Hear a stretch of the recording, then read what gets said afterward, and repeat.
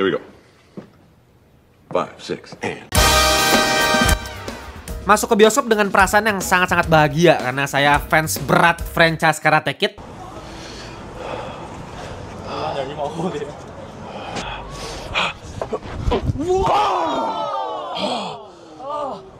Jack, come on! What the fuck? No, that ain't part of the script.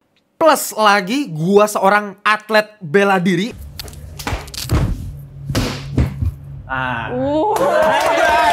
Plus lagi gue juga seorang fans Jackie Chan.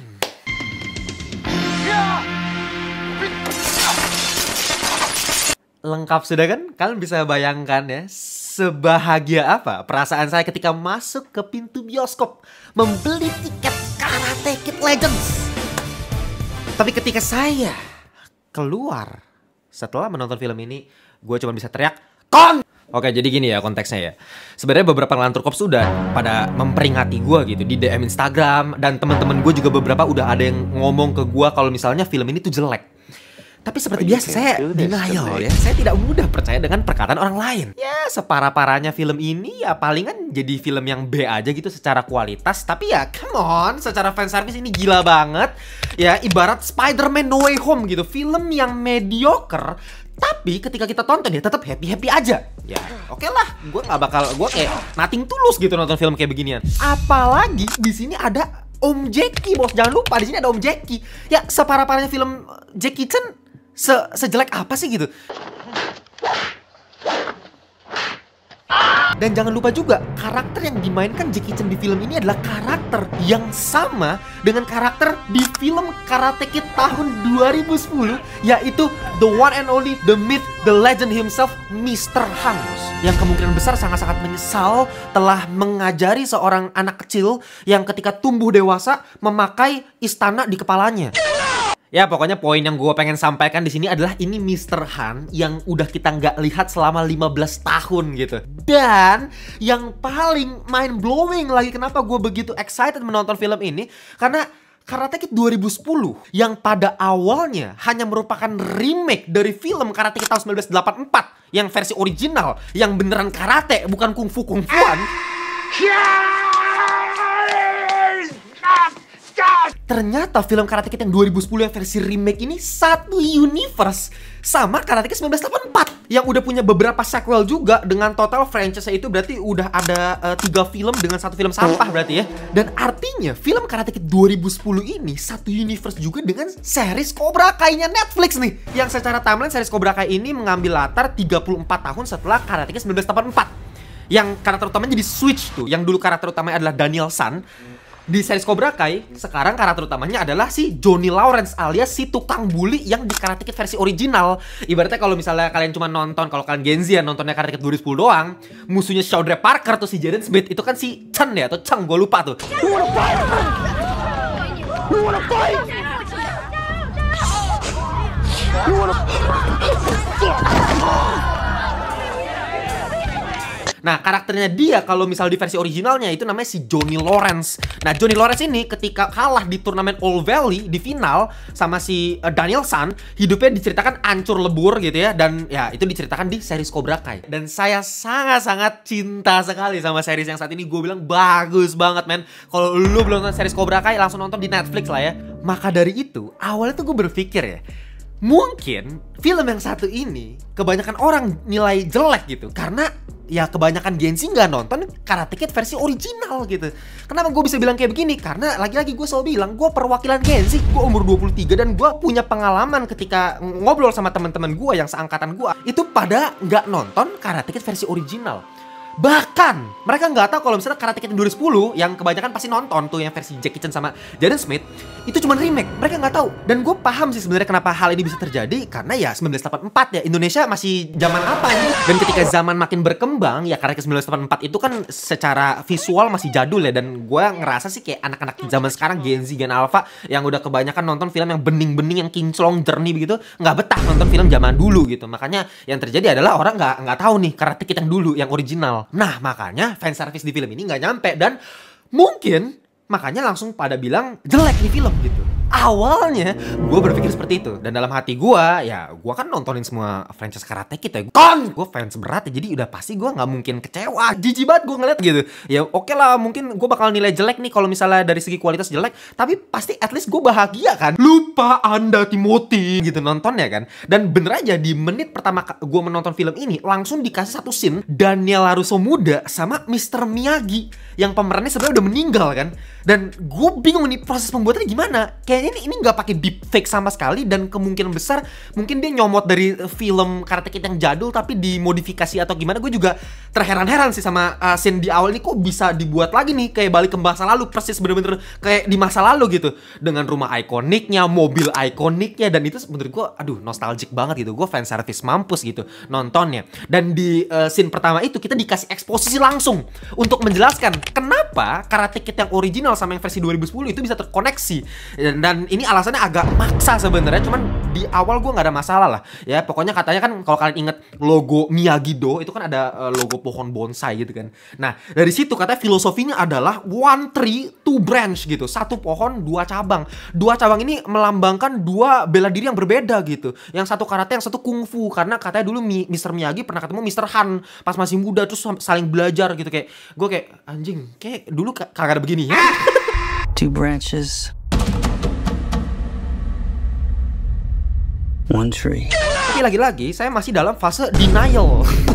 Dan ya oke, lanjut kita masuk ke fase zaman modern, di mana Mr. Han dengan perguruannya di Beijing yang udah berkembang. Dan it's very satisfying ketika lu sebagai Gen Z yang tumbuh bersama Karate Kid 2010 dulu, ngelihat dulu Mr. Han cuma punya murid Jaden Smith, sekarang bisa punya murid yang lebih banyak di umurnya yang udah lagi nggak muda. Jackie Chan udah tua banget, udah aduh. Ya kalau kalian masih punya waktu untuk nonton film-film Jackie Chan ya, nontonin lah gila. Mau film kayak apapun nontonin lah. Ini kenyang-kenyangin lah masa-masa kalian sama Jackie Chan. Bentar lagi, sumpah ini udah tua, bener-bener udah tua banget sih Jackie Chan di sini.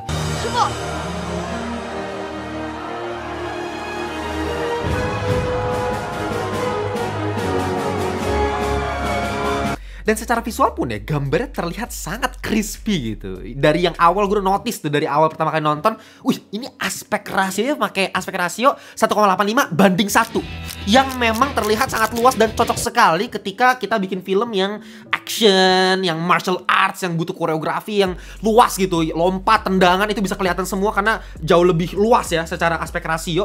Plus ditambah lagi di sini kan latar utamanya lokasi di kota New York ya, dengan gedung pencakar langit yang tinggi-tinggi sekali, dan kita bisa ngeliat itu didukung dengan aspek rasionya.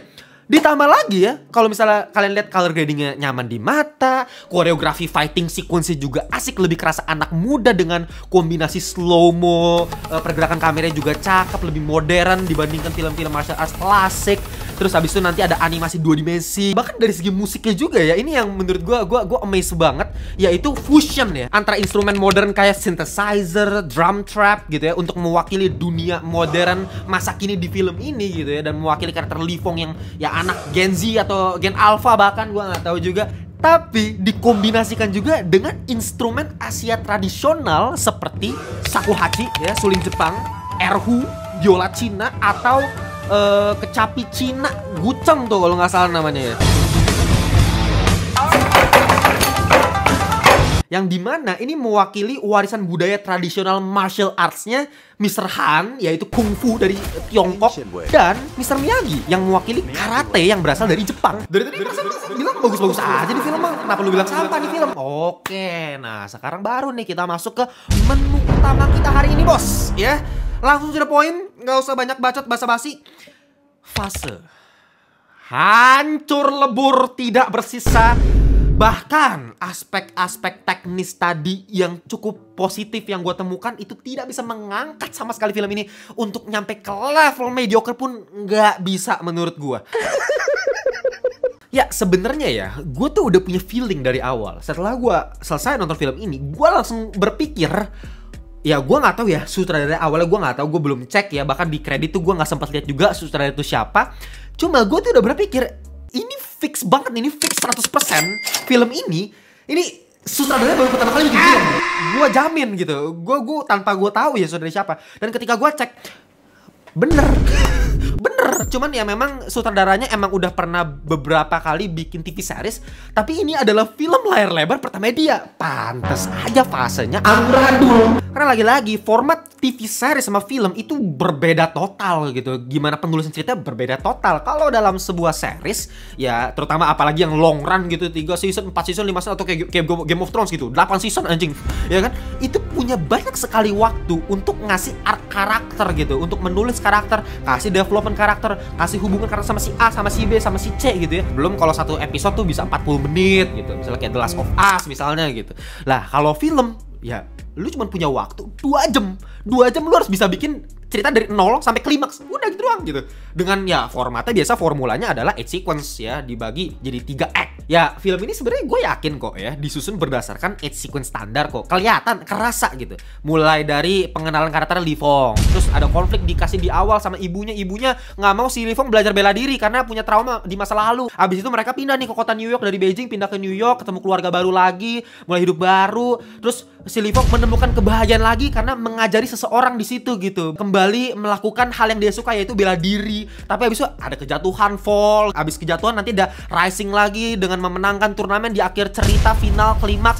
Kayak ya udah formula klasik sebenarnya. Tapi yang jadi masalah, setiap sequence ya, jadi setiap sequence itu selalu dibagi jadi beberapa scene. Nah, setiap scene yang menyusun menjadi satu sequence itu nggak pernah bisa mencapai satu titik emosi yang ngebangun karakternya, yang ngedevelop karakternya. Yang terjadi adalah kita nggak ngerasain emosi apapun dari filmnya. Bahkan gue setelah nonton filmnya lupa semua ini emosinya apa, ini nggak ada yang gue rasa, hambar mampus. Karena ketika bangun satu scene, belum nyampe titik emosinya udah potong, ganti scene berikutnya. Fasenya cepet banget, berantakan total. Kerasa pengen ngasih layer setiap hubungan antar karakter gitu ya, antara Li Fong sama maknya, Li Fong sama pacar barunya, Li Fong sama gurunya, Li Fong sama musuh bebuyutannya, si tukang bulinya gitu, si Cheng atau si Johnny Lawrence kalau di film yang dulunya gitu ibaratnya. Tapi nggak ada yang nyampe satupun berbanding terbalik dengan apa yang kalian lihat di film Karate Kid 2010 yang ya harus kita akui ini film cuman menyontek doang. Kan remake soalnya kan, menyontek dari ceritanya Karate Kid 1984 yang udah sukses luar biasa, yang udah jadi film ikonik. Yang harus gue akui sebagai reviewer yang objektif, ya 1984 jauh lebih bagus daripada Karate Kid 2010 secara objektif. Meskipun kalau kita ngomong secara subjektif, ini gue pengen kasih sedikit ya, gue jauh lebih suka Karate Kid 2010. Kenapa bang? Alasannya simpel, karena saya atlet bela diri kungfu yang gue sangat-sangat jijik sekali melihat Karate Kid 1984 ya, koreografi gerakan berantemnya sampah mampus anjing. Ya gue gak tahu kalian gimana, cuman kalau buat gue ya, yang orangnya seni banget, yang sangat-sangat mengerti bagaimana tangkisan yang keren supaya bisa bikin kelihatan indah di mata penonton gitu, tendangan yang enak, pergerakan yang enak. Gue juga sering bikin koreografi untuk pertandingan dan sebagainya.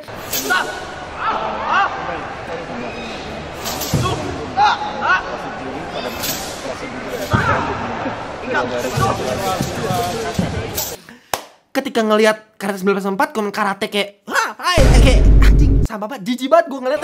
Makanya gue kayak nggak suka banget. Sedangkan yang 2010 ya Jackie Chan dengan kungfunya jauh lebih keren, jauh lebih enak. Meanwhile, trainingnya juga lebih keren ya, bukan bangau-bangau tendang. Bahkan ya kalau misalnya lihat sendiri nanti ya, meskipun Jackie Chan yang udah tua banget nih, kita di-compare sama si Ralph Macchio nih, pemerannya si Daniel LaRusso yang udah besar, dewasa. Anjing, si Daniel kebanting banget anjing. Kelihatan banget ini orang emang dia kan bukan atlet karate ya. Dia tuh cuman aktor doang, dilatih untuk belajar karate untuk memerankan peran Daniel San di film Karate Kid yang original. Padahal dia nggak ada basic bela diri sama sekali. Jadi ketika dia melakukan koreografi ngajarin si Li Fong di filmnya, anjing jelek banget gerakannya, sama Jackie Chan jauh pak. Oke, tapi kita back to the topic ya. Lagi-lagi kenapa Karate Kid yang 2010 meskipun cuman remake tapi tetap ada jiwanya. Oke, coba gua akan jelasin satu-satu nih. Misalnya kayak dari scene sekedar Shaudre Parker naruh jaket sembarangan di lantai. Pick up your jacket. Pick up your jacket. Pick up your jacket. Dari scene tersebut yang kerasanya cuman kayak scene remeh gitu ya, yang kayak ya udah sekedar lewat. Tapi scene yang dia ngebuang jaketnya itu belajar mengenai tanggung jawab, dan itu di-elevate lagi, dikembangkan lagi tanggung jawab, plot mengenai tanggung jawabnya itu di pelatihannya sama Mr. Han, yang dimana Mr. Han ngajarin jacket off, jacket on gitu ya, dengan dia pakai jaket terus dia taruh yang bener gitu. Sekalian mengajarkan tanggung jawab, sekalian juga mengajarkan kungfu, karena Kung Fu lives in everything we do, Xiao Zui. ini quotes yang sampai sekarang gue masih inget dari si Jackie Chan, dari karakter si Mr. Han gitu. Kenapa tanggung jawab dihubungkan dengan martial arts? That's the point gitu. Dan setiap scene demi scene itu dibangun dengan rapi gitu. Si Xiao Zui yang awalnya buang jaket sembarangan, lama-lama dia belajar untuk naruh jaket dengan benar. Ada perkembangan emosi di situ. Masih lagi dikasih hubungan antara Xiao Zui Parker sama pacarnya tuh si Mei Mei, dengan suasana ceria di Beijing dengan lagu Bang Bang. Yang ujung-ujungnya membuat keluarga si Mei Mei jadi ngelarang dia ketemu sama Xiao Zui karena dia menghilangkan tanggung jawab, sehingga si Xiao Zui belajar lagi mengenai tanggung jawab lagi. Secara tema besar kan tanggung jawab, tapi dibungkus dengan layer yang bermacam-macam dari hubungan antara karakter ke karakter. Xiao Zui dengan pacarnya, Xiao Zui dengan ibunya, Xiao Zui dengan Mr. Han yang harus move on dari kehidupannya karena punya trauma di masa lalu. That is character development. Sedangkan film yang satu ini semuanya dia. I don't give a shit about Li Feng's mother gitu. Ini maknya nggak guna sama sekali. Cuman dari awal punya trauma, yang awalnya ngelarang anaknya buat belajar bela diri, tapi kayak entah kenapa tiba-tiba di bagian akhir tiba-tiba jadi oke, kita dukung anak saya gitu. What the fuck? Cuman gara-gara satu dialog kayak nggak nyampe 30 detik antara dia sama Mr. Han. Mr. Han ingetin lagi. Ya dari awal misalnya juga udah coba ngomong sama ibunya, nggak pernah mau denger, tapi kenapa tiba-tiba berubah dia? Itu namanya karakter development gak jelas. Lebih parahnya lagi apa? Oke, ini kita ngomongin final moment nih, turnamen final nih. Ibaratnya setiap, ya lu tau lah, setiap film-film kayak sport biasanya selalu diakhiri dengan turnamen di bagian akhir gitu kan. Itu kan klimaksnya, tapi klimaks ini nggak ada rasa sama sekali. Bahkan gue udah lupa koreografi berantem kayak gimana semuanya. Gue udah lupa setelah gue nonton, kayak langsung kena genjutsu Koto Amatsukami anjing. Lupa Anda Timothy, langsung lupa, kena di obliviate gue. Kenapa? Lagi-lagi kayak alasan si Li Feng ikut turnamen pun nggak jelas gitu. Kenapa dia ikut turnamen? Karena Mr. Han tiba-tiba datang ke kota New York, dan kita nggak tahu hubungan kenapa dia bisa sedekat itu sama Mr. Han. Kita nggak tahu. Si Mr. Han kayak mau jauh-jauh datang ke New York, cuman buat apa juga kita nggak paham gitu. Tiba-tiba ide tercetusnya turnamen itu cuman gara-gara si Mr. Han yang tiba-tiba kayak oke, kita harus dapetin uang dengan cara ikut turnamen. Kalau dulu Karate Kid ya, saya ingat gua Mr. Han sama Xiao Zui Parker karena dia punya masalah pribadi sama si Chang. Xiao Zui Parker ini kan kayak dibully terus tiap hari, dan dia membuktikan gitu terhadap si tukang bully gitu. Itu ya klasik hero story. Ya memang mungkin sekarang udah kayak basi kali ya formulanya, tapi klasik lah ya, at least jelas gitu. Lah ini apa coba? Kenapa ikut turnamen? Cuman gara-gara butuh duit nih. Aneh banget anjing. Dan yang paling mind blowingnya adalah ketika kita melihat si Li Feng ini tiba-tiba tantrum di apartemen. Ngerusak poster apa rusak. Dan gue kayak cringe mampus dari sini tuh, gue cringe banget. Apa banget sih lu anjing? What the hell is even that? Belum lagi kita ngomongin trainingnya. Ini kan training montage adalah satu bagian yang paling penting dalam sebuah film sport. Ya kayak dulu Karate Kid yang original lebih keren lagi tuh, di pantai dengan musik suling tradisional, itu cakep banget. Beautiful scene, amazing shot menurut gua. Di sini Daniel LaRusso juga nggak ada gunanya, lebih nggak guna daripada DPR kita nih. Di film ini nggak ada gunanya. Mr. Han juga nggak ada gunanya. Kayak mereka malah berantem nggak jelas, bikin lucu-lucuan doang. Nggak. Ini film nggak jelas, dan puncaknya pada akhirnya adalah ya final moment ya. Turnamen di akhir yang sangat-sangat tidak berguna sama sekali gitu. Ya apaan sih? Masa babak penyisihannya di berantemnya di pinggir jalan? Nah, abis itu cuma dibikin montas kayak scene singkat gitu, cepet diedit cepet. Dulu aja Karate Kid 2010 ya, gue masih inget musuh-musuhnya siapa tuh. Ada dulu gue inget satu bocil yang mukanya mirip gue tuh ya, yang dulu dia masih punya kebaikan hati, cuman gurunya aja yang ngaco gitu. Terus dia disuruh untuk matahin tangannya atau kaki, bahunya kalau nggak salah tuh si Xiao Zui gitu. Itu masih ingat sampai sekarang. Terus ada si Mohawk gitu kan, kalau kalian inget yang 2010 itu masih inget semua sama gua gitu. Di sini ini apa anjing babak penyisihannya. Terus di akhir tiba-tiba oke lah ya di rooftop ya kan, di atas gedung, modern, cakep shotnya. Tapi ya udah berantemnya begitu lagi dan gak ada ketegangannya. Momen dimana dia bangkit dari kekalahan, momen-momen klasik kayak dulu loh. Kayak misalnya lu nonton Rocky, ya kan, lu nonton Ip Man 2 tuh yang terakhir dia mau membalaskan dendam temen yang dulu dibunuh, si Sammo Hung. Terus habis itu ya bahkan Real Steel pun, anjing, Real Steel pun kita masih dikasih momen emosional di bagian akhir final. Ini apa? Nggak ada momen emosional apa? Udah lewat gitu aja. Fasenya cepet mampus. Atur lebur pani film anjing. Final score langsung aja lah. Ya berapa? Saya akan kasih 5,5/10 alias We walk the talk. mampu. Not only talk the Gila talk. nggak ketolongan di film ya. Oke begitu aja ya. Ya langsung saya salam hormat. Nissan Chili. Oke.